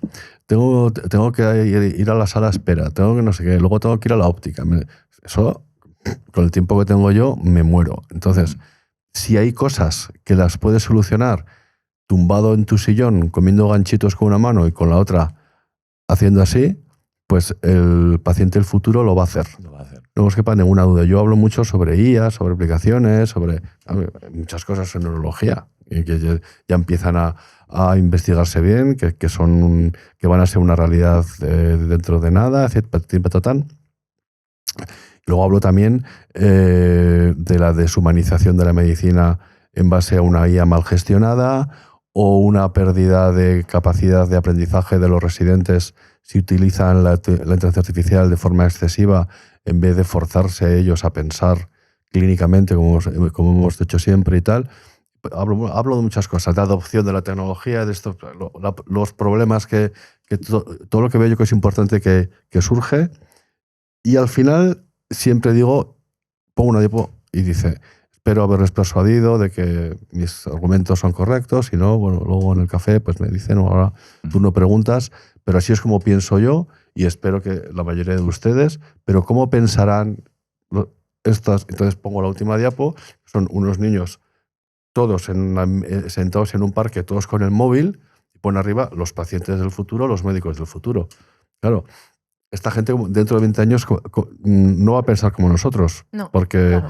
su educación es distinta, la tecnología entonces estará mucho más desarrollada Y quizás esto que estamos hablando ahora como un peligro pues sea mejor que un humano, a lo mejor, un avatar real, de IA, que te solucione problemas, y mucha de la neurología, de la medicina, de la psicología, etcétera, se puede hacer online, se puede automatizar, no lo sé, pero va a cambiar muchísimo. Hombre, yo prefiero lo analógico de toda la vida, ¿eh? Pero va a haber cambios. Lo importante es cómo hacerlo bien desde el punto de vista de la persona como fin último de todas las cosas, ¿no? El imperativo categórico kantiano, ¿no? Por eso, desde un punto de vista humanista. Entonces, es importante tener esto, entender que el fin último de todas las cosas son las personas. El dueño, el CEO de ChatGPT, Sam Altman, no tiene eso claro. Para él, el fin último de todas las cosas son sus empresas. Y eso es muy grave, ¿eh? Entonces, tenemos que tener en cuenta que la tecnología tiene que estar al servicio de las personas para mejorar sus condiciones de salud, de su enfermedad, acceso al conocimiento, consejos. La tecnología, la IA, va a madurar mucho en los próximos años y va a hacer cosas que ahora algunos dicen que hacen, pues todavía no hacen, pero lo harán. Entonces, bueno, vamos a ver si yo, por lo menos los años que me queden de cognición engrasada y de ganas y de trabajo desde mi posición, pues de alguna manera puedo intentar, o de hecho lo voy a intentar, acompasar estos desarrollos pues desde de acuerdo a los puntos clave que consideramos en la Sociedad Española de Neurología. Tenemos un comité también de nuevas tecnologías, innovación y emprendimiento, y ahí somos gente, neurólogos, que además de la clínica nos interesa todo esto y lo analizamos siempre desde el punto de vista técnico, humanístico, etc. Déjame preguntarte en toda esta ecuación un tema que antes también mencionabas, que es acerca de los neuroderechos, si no voy errado en el término. ¿Y por qué es tan importante este asunto hoy en día, el tema de los neuroderechos? Bueno, ¿y qué entendemos por eso? Esto es una cosa que hemos hablado antes de empezar esta grabación. ¿Esto es directo o no? No, es vale. Yo me estoy cargando el programa. Esta grabación, pues que son temas, pues estamos trabajando en a ver si termino de una vez. Queremos sacar un manual sobre neurotecnología, inteligencia artificial y neuroderechos en la Sociedad Española de Neurología. Nos parece algo importante. ¿Qué son los neuroderechos? ¿Los derechos de los pacientes neurológicos? No tiene nada que ver. Son unos nuevos derechos humanos que son necesarios incluir incluso en las constituciones de los países, que se derivan de los avances tecnológicos que están permitiendo y sobre todo permitirán cosas como la lectura de las ideas, de los pensamientos, de las decisiones de las personas mediante tecnología, cables en la cabeza, porque se entienda, pues, de una manera dicha así, incluso la manipulación conductual a través de esa tecnología. Entonces, es un poco lo que dicen los neuroderechos, ¿no? De que tienes derecho a la privacidad mental, a la continuidad psicológica, a que no ser manipulado conductualmente o que no se te implanten ideas. Luego también tienes derecho a un acceso equitativo y justo a todos los desarrollos de neuromejora que aparezcan en el futuro. Estamos hablando de chips que te mejoren la memoria o que te aumenten algunas capacidades perceptivas o cognitivas. Y también tienes derecho a que no se te apliquen sesgos algorítmicos. Básicamente toda la tecnología que es capaz de decodificar la señal cerebral u otras fuentes de neurodatos, esos datos se analizan por modelos de inteligencia artificial entrenados. La IA ya está en todo. Y entonces, bueno, estos son una serie de derechos un poco teóricos. Algunos son brindis al sol, pero están planteados a futuro porque la tecnología que viene va a poder meterse en nuestras cabezas, va a poder leer y escribir en el cerebro. Y un poco es para adelantarse a todo esto. Y hace falta muchos años de trabajo, de manera que somos un grupo a nivel mundial. Esto lo empezaron Marcelo y Enca Rafael Yuste y otro grupo de más investigadores en todo el mundo. Y nosotros en la SEN pues, nos hemos adherido hace 3 años porque queremos que esto es así, que esto va a pasar y que se necesita ser proactivo y no reactivo. Es decir, queremos que todo esto esté ya negro sobre blanco, regulado antes de que empiecen los problemas. Ojalá lo logréis. ¿Pensáis, hay buenas perspectivas? Es decir, ¿pensáis que los gobiernos, los que sean, son conscientes de estas cosas? Sí, se están metiendo ya en la Constitución de Chile, creo que va a entrar, si no ha entrado ya. Vale. Algunos estados de Estados Unidos también ya lo han, California y algún otro ya lo tienen como proyectos de ley. Algunos países, México, Brasil, Argentina creo que también están mostrando interés. Déjame decirte que suena a película de ciencia ficción. El hecho de ser capaz de leer el pensamiento, ser capaz de implantar una idea. Os cuento un par de ejemplos ahora para que veáis lo que se puede hacer. En España se hizo una declaración de Valencia y una declaración de León. Pues hay, pero simplemente es gestual. Habría que meterlo de alguna manera en las leyes o en la Constitución. Todo español tiene derecho a la privacidad mental. Nadie, a través de ninguna tecnología, podrá extraer ideas sin el conocimiento, sin el consentimiento de la persona. Eso habrá que articularlo. Ciencia ficción. Pues bueno, pues hay una cosa, hay un trabajo que fue una pasada, que fue lo que llamaron los periodistas la máquina que lee el pensamiento. Título acojona. Bueno, pero es que era verdad. O sea, aquí entrenaron, claro, la máquina era una resonancia, un aparato gigantesco de muchos millones de euros y tal, donde metieron a 3 sujetos y entrenaron en cada uno de ellos su modelo. Les hacían escuchar 17, 19 horas de un podcast en inglés, no es un estudio español, de manera que en varias sesiones dentro de la resonancia magnética que el sistema era capaz de correlacionar lo que se estaba escuchando en cada momento con los cambios de flujo sanguíneo cerebral en determinadas áreas del cerebro, analizando la señal Bolt, que se llama. Entonces, eso se guardaba. Entonces, el sistema ya sabía, al final empezaba a correlacionar cuando se escuchaba alguna palabra pues con cierta mancha chinesca, ¿no?, en ese cerebro. Esto en los 3 sujetos. Luego, cuando se metía la persona en la máquina a escuchar un texto distinto al del entrenamiento, simplemente analizando la señal, pues ya se podía hacer una reconstrucción, no literal, pero sí con una alta aproximación semántica de lo que esa persona estaba escuchando. Cuando se le pedía que pensase algo sin decirlo, simplemente pensarlo, se les daba 1 minuto de tiempo, me parece, para que pensase un cuento, una historia, algo. La máquina también era capaz. Cuando el modelo de un paciente se aplicaba a otro, no funcionaba. Pero bueno, este experimento ya empezó a decirnos que era posible decodificar de alguna manera esa señal. Luego se han hecho otros estudios, pues yo qué sé, hay uno muy, muy curioso con un paciente que era una cirugía con la cabeza abierta, le estaban poniendo una malla de electrodos encima de la corteza cerebral para registrar crisis epiléptica y de fondo se escuchaba en el quirófano Another Brick in the Wall de Pink Floyd.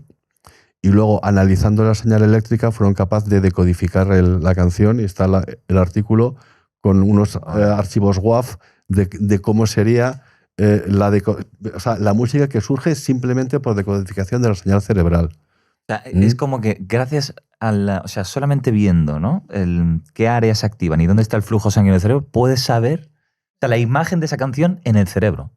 Así es. Sí. Qué fuerte.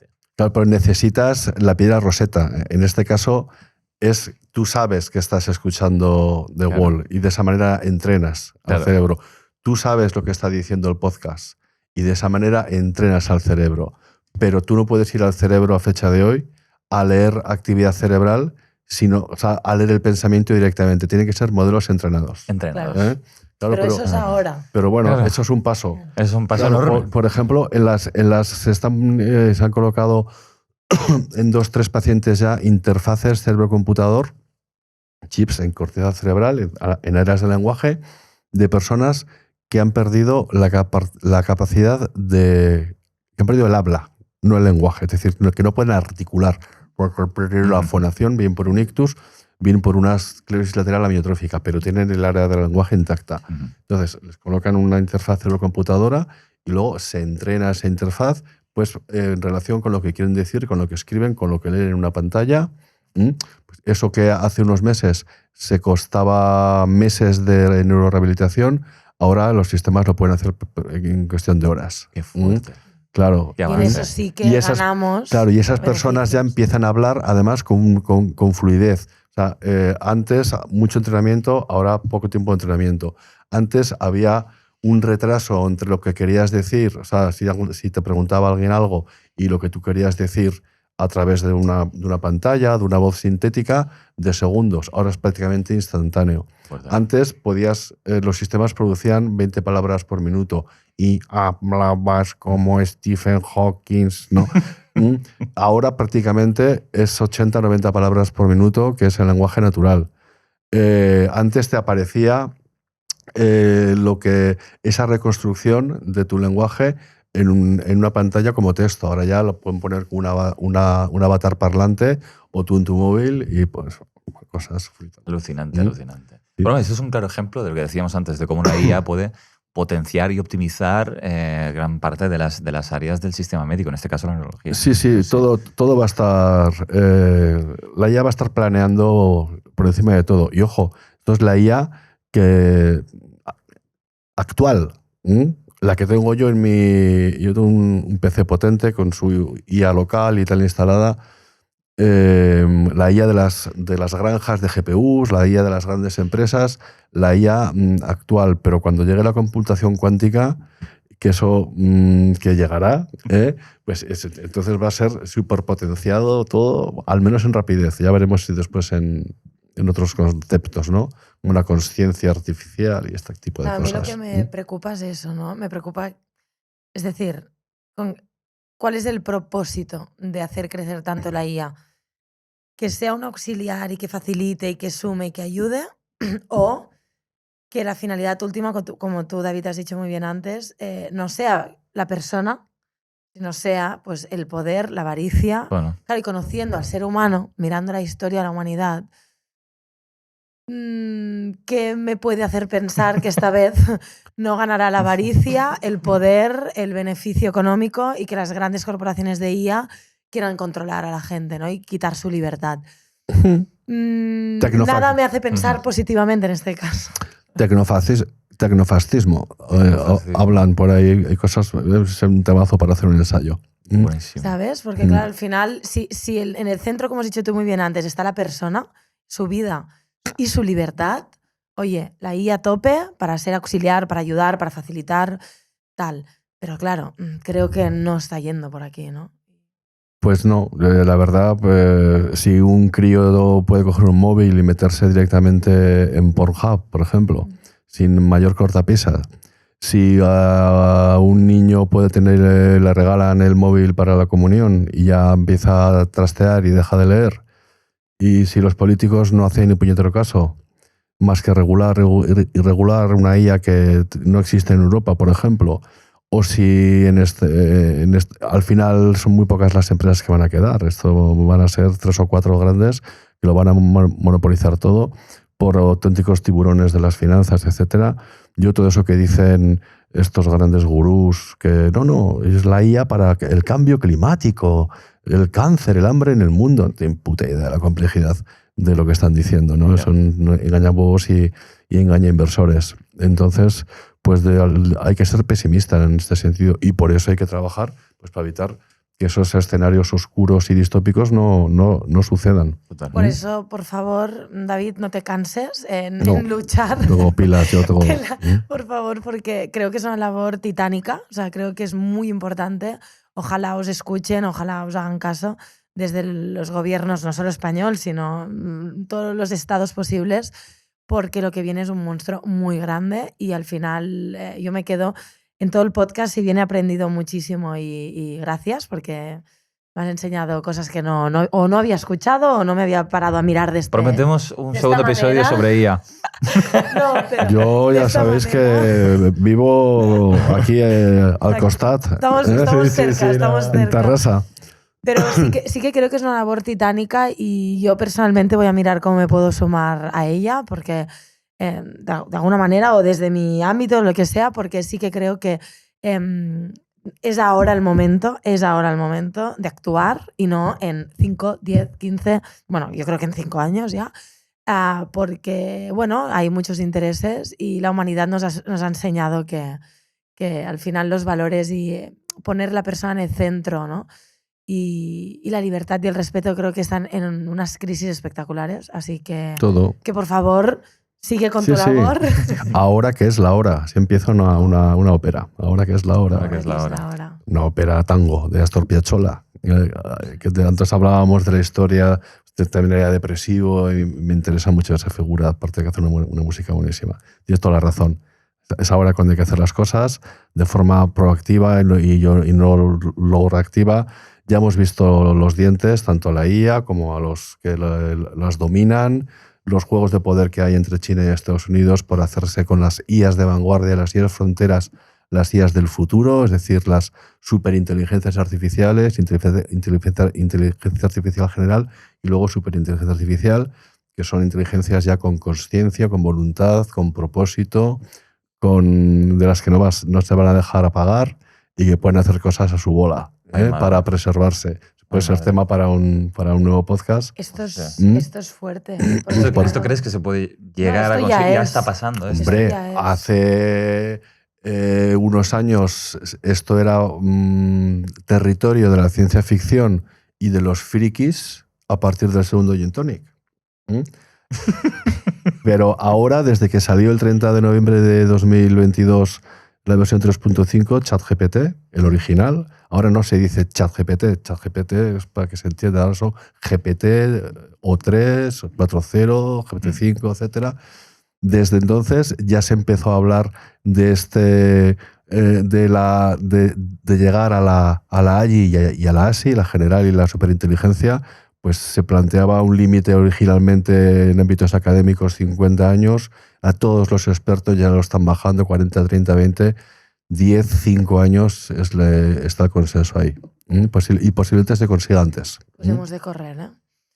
Pues David, estaremos encantados de que vuelvas para hablar más de todo este universo, que yo creo que hay que hacer mucha divulgación, mucha concienciación para que todos como sociedad exijamos, pues oye, un control y un límite, porque si no, pues bueno, nos podemos ver desbordados. Y yo me quedo con un consejo, si me permites, que es el volver a lo analógico. Que me parece que es un asunto muy que no sé si es muy utópico en contra de esta inercia social en la que nos vemos inmersos, pero me parece que sí que en la medida de lo posible pues hay que fomentar esa lectura, esas relaciones humanas, y toda esa parte que poco a poco se está perdiendo. Totalmente. Libros gordos, buenos amigos y escribir a mano, que nos ha costado mucho aprender, no tiene sentido ahora olvidarlo. Escuchar buenos podcasts como este. Y nada, cuando queráis yo vengo encantado, me lo paso muy bien. Te hemos sorprendido un poco. Sois muy majos. Yo también os habré sorprendido. Hombre, tanto. Sí, sabíamos mucho. que te podías preguntar de cualquier cosa, ya lo sabíamos. Mucho. La verdad que nos ha encantado y ya te digo, yo me quedo con muchas preguntas más, con muchas reflexiones, y como sé que eres una persona que, bueno, tiene muchas inquietudes y mucha experiencia detrás, pues es un regalo. Es un regalo escuchar de la sabiduría y de la experiencia, claro. Bueno, sabiduría, curiosidad. Sí, vale, gracias. Muchas gracias. Por todo. Gracias. Desde Enrique Orbera Institute enseñamos un método que está revolucionando el mundo de la salud emocional. La bioneuromoción acompaña a las personas a desarrollar una mayor autoconciencia,